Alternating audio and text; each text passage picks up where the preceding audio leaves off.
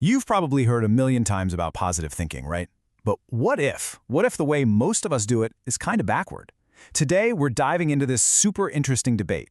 When you're trying to manifest something, to create a new reality for yourself, should you be asking your brain a question, or should you be giving it a direct command? Let's get into it. So, I want you to think about something you're trying to bring into your life right now. Got it? Okay. Now, how do you talk to yourself about it? Is it more of a question or a statement? It might seem like a tiny little detail, but trust me, the way our brains are wired, this choice is a massive deal. It can literally be the difference between success and, well, nothing. All right, so here's the game plan. We're going to look at self-questions first, then we'll jump into self-affirmations. Then we'll put them head-to-head and see who wins. After that, I've got a super simple two-step formula for you that uses both. And definitely stick around for the end, because we're going to talk about the real secret ingredient that makes any of this stuff work. Okay, first up, let's dive into the power of self-questions. Now, this one can feel a little weird at first, maybe even a bit backward. See, instead of telling your brain what's true, you're asking it. The whole idea is to spark its curiosity and get it to start looking for possibilities. So, for example, instead of saying over and over, "I am in a loving relationship," you'd ask yourself, "Why am I in such a loving and supportive relationship?" See the difference? That little switch from a statement to a question, it completely changes the game for your brain. It's like you've just handed it a really interesting puzzle it has to solve. And here's the science behind it, which is actually super cool. It's called the self-inquiry effect. Basically, our brains are hardwired to find answers. They're like little detectives. You ask it a question, any question, and it just can't let it go. It immediately starts searching everywhere, digging through your memories, looking around you, for any piece of evidence that answers that question. Now, it's not all sunshine and rainbows. There's a catch. On the one hand, when this works, it's incredible. It can fill you with gratitude and really open you up to what's possible. But, and this is a big but, if you're feeling a ton of doubt, it can seriously backfire. If you ask, "Why am I so rich?" when you're feeling broke, your brain might just fire back with, "We're not. And here's why." So yeah, it's a powerful tool, but you gotta be careful with it. All right, let's switch gears and talk about the one we all know and love, or maybe love to hate, self-affirmations.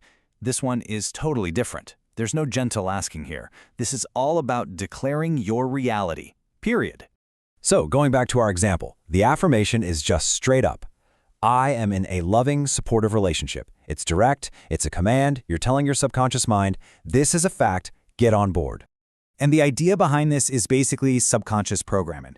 The easiest way to think about it is like your mind is a computer. The affirmation is the new line of code. You repeat it over and over to overwrite the old, buggy software, the limiting beliefs. The goal is to install this new belief so deep that it just runs automatically, without you even having to think about it. So, the pro here is obvious, right?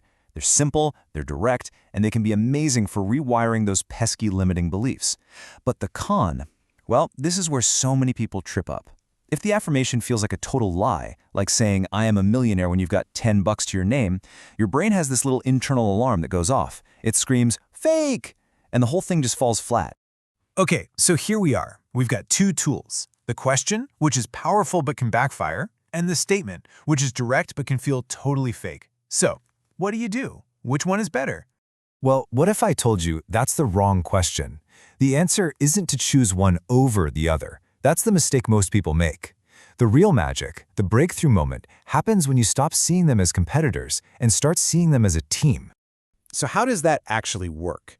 Let's break down a super simple two-step formula that takes the best of both worlds, the curiosity of the question and the power of the affirmation, and puts them together for maximum impact.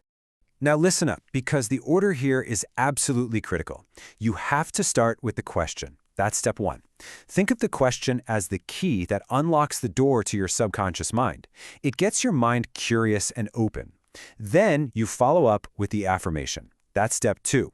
The affirmation is what walks through that now open door and makes itself at home, locking in that new belief.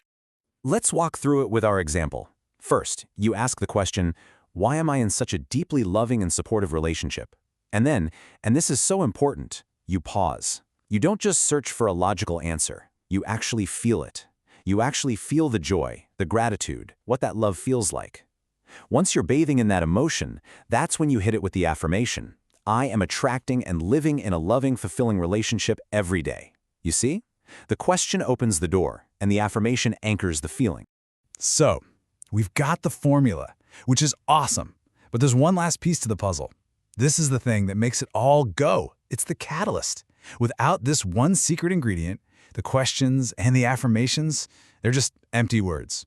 And it's this. The key is not the words. It's the emotion. I'm going to say that again. It's the emotion. You can repeat 1,000 affirmations a day, but if you don't genuinely feel the emotion of having what you want, you're basically just talking to a wall. That feeling, that emotion, is what actually rewires your brain. When your brain and your body truly feel what it's like to have that success, or that love, or that peace, it stops seeing it as some far-off wish. It starts treating it like it's happening right now. The emotion is literally the fuel for the manifestation engine. So I want to leave you with a final thought, a final question. For today, just forget about finding the perfect words. Instead, ask yourself this: what new reality will you start to feel today, right now?